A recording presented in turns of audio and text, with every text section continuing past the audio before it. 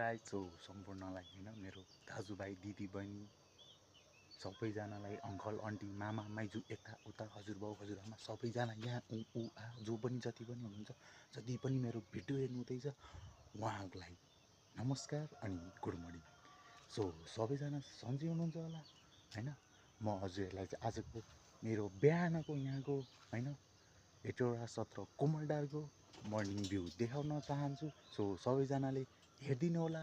ल हेर्नु त यहाँ पुरा अँध्यारो न अँध्यारो छ हौ, किन होला हौ, पुरा अँध्यारो छ यार। सायद उज्यालो हुने टाइम नभएर होला नि है।